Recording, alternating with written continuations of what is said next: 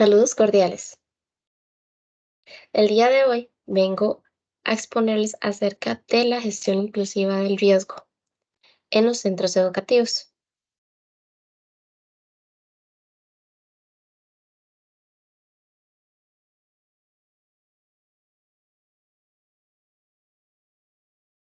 Los marcos orientadores vigentes en materia de gestión del riesgo y que rigen el accionar en los entes rectores en esta materia a nivel mundial incluyen como ejes transversales en enfoques de los derechos humanos e igualdad de género, instrumentos como el Marco de Acción del SENDAI para la reducción de riesgos, la Política Centroamericana de Gestión Integral del Riesgo de Desastres y nuestra Política Nacional de Gestión del Riesgo mencionan que en la reducción del riesgo de desastres se debe integrar la perspectiva de género, datos agregados por sexo y edad, discapacidad, la participación inclusiva accesible y no discriminatoria, el saber desde los adultos mayores, el diseño universal y la toma de decisiones inclusivas. Además, la Política Nacional de Gestión del Riesgo dicta que todas las acciones en gestión del riesgo que realiza el Estado tienen como ámbito prioritario de trabajo las poblaciones vulnerables. De ahí la importancia de la participación ciudadana con medios inclusivos desde los enfoques de derechos humanos e igualdad de género, en donde la voz de estas poblaciones, sus preocupaciones y necesidades deben ser consideradas por el Sistema Nacional de Gestión del Riesgo.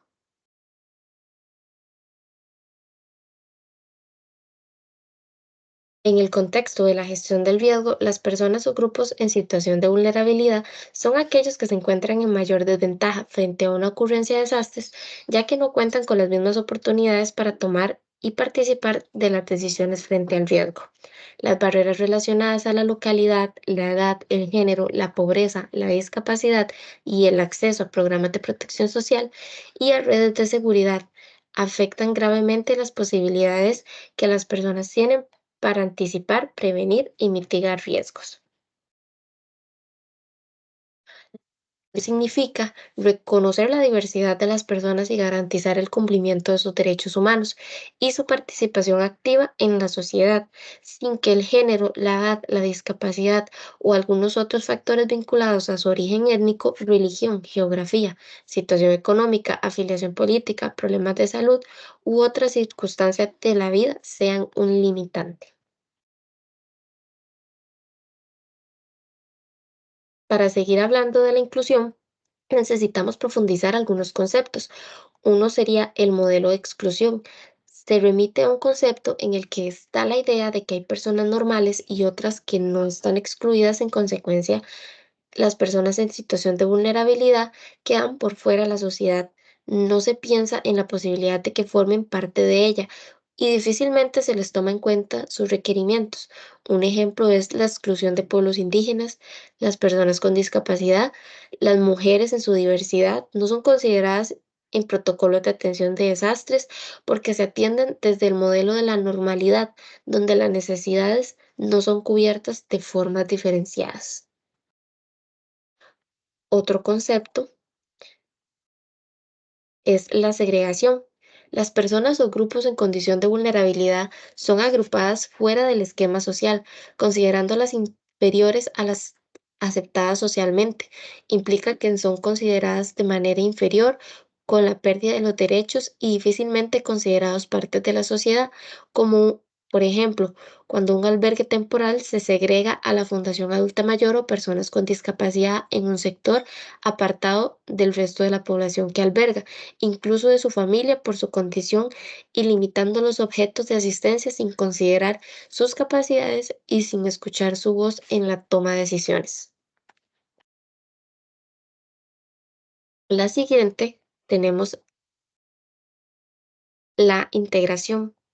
Este modelo sostiene la idea de normalidad. Se considera que las personas que logren rehabilitarse y se aproximen más a la percepción colectiva de lo normal serán considerados parte de la sociedad, como por ejemplo la percepción de que las personas LGBTI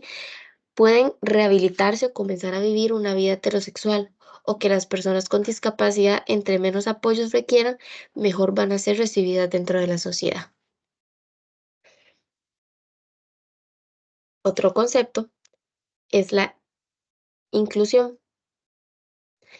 En este modelo se piensa que la sociedad debe dar igualdad de oportunidades a todas las personas, que la responsabilidad de toda la sociedad y que las personas consideradas en condición de vulnerabilidad puedan vivir y desarrollarse con igualdad de posibilidad. Este modelo muestra además que los grupos en situación de vulnerabilidad están terminados por la interacción con un entorno que pueda funcionar como barrera. Si la sociedad promueve un entorno inclusivo, es posible hablar de una inclusión afectiva, las barreras no existen y todas las personas se encuentran incluidas. Seguidamente, tenemos tres nociones principales que nos impiden la inclusión. Por ejemplo, tenemos la discriminación, que tenemos factores como la edad, cuando se excluyen, por ejemplo, a los adultos mayores en las políticas, programas, también el género, el origen étnico, las creencias religiosas, la situación geográfica, la discapacidad, la orientación sexual o identidad de género, existiendo una interaccionalidad de factores que pueden hacer más vulnerable a la persona. Además, tenemos las relaciones de poder, la exclusión y vulnerabilidad dependen del poder que tiene la población y las personas en su individualidad. Esto se evidencia en el nivel de desigualdad, igualdad al acceso de recursos, servicios y suministros, así como la educación, a la atención médica, el empleo, la asistencia social, entre otros. Como última noción, tenemos las barreras, que son factores y condiciones físicas, ambientales de transporte, actitud, actitudes sociales, políticas que en entorno imponen por su condición a las personas o grupos en situación de vulnerabilidad, como por ejemplo no solamente las barreras físicas en las estructuras, como la falta de rampas, puertas anchas, servicios sanitarios adecuados, para las personas con discapacidad o alguna deficiencia de movilidad, también están las barreras actitudinales, debido a que muchas personas tienen dificultades de interrelación con personas indígenas, personas menores de edad, personas con discapacidad o personas LGBTI+, por el simplemente hecho de que no saben cómo interactuar con estas personas y permite que sus requerimientos se queden excluidos. Después tenemos el enfoque de inclusión, que en este modelo social se entiende que la sociedad es la que impulsa este proceso de inclusión y no se espera que sea la persona o grupo social en situación de vulnerabilidad que tenga que enfrentarse a las barreras o que superen estas, sino que en la sociedad en todo su conjunto y complejidad son quienes deben brindar estas condiciones para que se den. Después tenemos la transversalización del enfoque de inclusión. Conseguir incluir el enfoque de inclusión en el quehacer de la institucionalidad se logra a través de la transversalización, que es valorar las implicaciones que tienen para las personas en condición de vulnerabilidad cualquier situación que se planifique, ya se trate de legislación política, programas, entre otras áreas y en todos los niveles. En la estrategia para conseguir que las preocupaciones y experiencias de las poblaciones en condición de vulnerabilidad sean parte integrante en la elaboración, puesta en marcha, control y evaluación de las políticas y de los programas que todas las esferas políticas, económicas y sociales, de manera que esas poblaciones puedan beneficiarse de ellos igualmente y no se perpetúe la desigualdad. Seguidamente tenemos las disposiciones para la gestión inclusiva del riesgo para la comunidad educativa. Como uno, tenemos el Comité Institucional para la Gestión del Riesgo, es el ente encargado de establecer los procesos de la gestión inclusiva del riesgo, incluyendo la respuesta ante emergencia y desastres, para controlar las situaciones de riesgo y garantizar la seguridad de la comunidad educativa, tomando en cuenta las necesidades de cada población. Como punto 2, la persona directora de los centros educativos, así como las personas coordinadoras de oficinas centrales y regionales del Comité Institucional para la Gestión del Riesgo, debe conformar, activar y actualizar dicho comité con un enfoque de género e inclusión social. Como punto 3, la persona directora de los centros educativos, así como las personas coordinadoras de oficinas centrales y regionales del Comité Institucional para la Gestión del Riesgo, debe organizar, diseñar, conducir y dirigir la realización de un diagnóstico de las principales amenazas y factores de vulnerabilidad que se presentan o pueden presentar riesgo para las personas funcionarias y la comunidad educativa en general, así como las principales deficiencias y fortalezas que presenta el centro de trabajo y educativo para atender con eficiencia una situación de emergencias. Como punto 4 tenemos la persona directora de los centros educativos, así como la persona coordinadora de oficinas centrales y regionales del Comité Institucional para la Gestión del Riesgo, debe desarrollar estrategias accesibles de divulgación, información y capacitación para fomentar la cultura en gestión inclusiva del riesgo. Como punto 5, la estructura del Comité Institucional para la Gestión del Riesgo debe adaptarse a las condiciones del centro de trabajo y educativo, a la cantidad de las personas funcionarias y comunidad educativa en general, a las características de cada población y participación inclusivas de la comunidad, el área geográfica en el que se encuentra el centro educativo, los horarios, los tipos de jornada, los tipos de discapacidad de las personas de la comunidad educativa y las características de la comunidad en general, desde un enfoque de género e inclusión social, dado que existen desde centros educativos unidocentes hasta instituciones educativas más complejas. En el punto 6, es fundamental la participación de la comunidad educativa, familia, personas, estudiantes, personas funcionarias, comunidad, así como actores sociales y educativos claves que existen a nivel local y nacional, con pertinencia en el tema, ya que el plan de gestión del riesgo en los centros educativos y las acciones que conlleva requieren del compromiso y una visión país para lograr los impactos colectivos deseados. El Comité Institucional para la Gestión del Riesgo debe elaborar o actualizar el plan para la gestión del riesgo, el cual debe incluir todas las amenazas que afectan a la comunidad educativa, entre ellas las enfermedades infectocontagiosas, tales como el dengue u otras, y contar con la participación inclusiva en los procesos de toma de decisiones en los ámbitos nacionales, regionales, locales e institucionales, dentro de las recomendaciones a contemplar en la elaboración y actualización de los planes de gestión del riesgo. Esto se sugiere.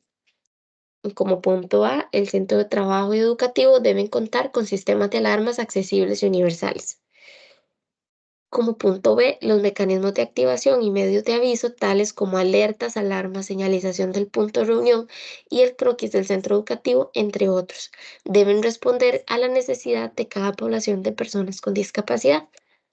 En el punto C, definir los puntos de reunión internos y externos mediante señalización accesible específica en las instalaciones. Como punto D, los puntos de reunión deben ser suficientemente amplios como para albergar la población dentro del centro de trabajo y educativo. Deben identificar puntos de reunión dentro del edificio y puntos de reunión externos de la edificación, tales como una plaza de fútbol, salones comunales, un parque, entre otros. Esto para proveer una mayor protección.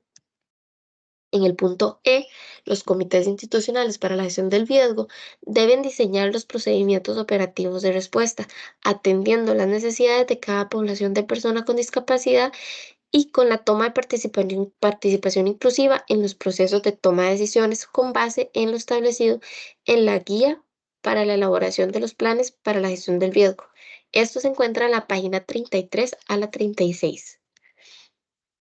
Como punto F, en el acondicionamiento del centro de trabajo y educativo se debe tomar en cuenta las condiciones estructurales y no estructurales de este, así como los componentes básicos de accesibilidad en el entorno físico, reconociendo la diversidad en capacidades, habilidades y limitaciones de las personas miembros de la comunidad educativa, así como los posibles cambios a lo largo del tiempo que se den dentro de la infraestructura educativa, con el fin de promover la inclusión de todas las personas. En el punto G, el equipamiento de primera respuesta puede estar conformado por la rotulación accesible de ruta de evacuación, punto de reunión, detectores de humo, botiquines, extintores, camillas, férulas, cuerdas de rescate, cinta de delimitación del área con reales o posibles peligros y otros equipos para atender emergencias. Los equipos deben ubicarse en lugares estratégicos y las personas que van a hacer uso deben recibir entrenamiento para su correcta utilización. La ubicación de estos equipos debe reflejarse en un croquis. Como punto H, el Comité Institucional para la Gestión del Riesgo debe llevar a cabo ejercicios de simulación y simulacro inclusivos al menos 2 veces al año. Este ejercicio requiere ser evaluado y registrado por su análisis posterior y mejorar del plan de gestión del riesgo en el centro educativo. En el punto I, En la elaboración de los planes para la gestión del riesgo en el centro de trabajo y educativos, es importante considerar el enfoque inclusivo del riesgo, contemplando acciones como las siguientes: identificando, caracterizando y registrando a las personas con discapacidad en el centro de trabajo y educativo,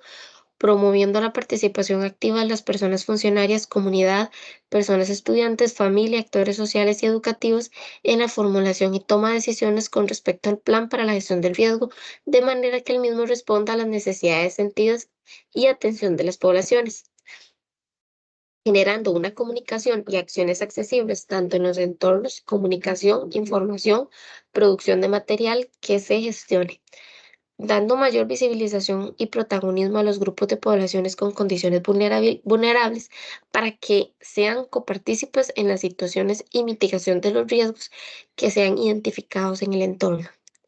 5. Generando procesos de sensibilización y capacitación con el personal funcionario y comunidad educativa en general para promover el enfoque inclusivo del riesgo en los centros de trabajo y educativos, adaptando sistemas de alerta temprana para las personas con discapacidad, promoviendo la accesibilidad universal. Punto 7. Explicando el diseño universal en los diferentes formatos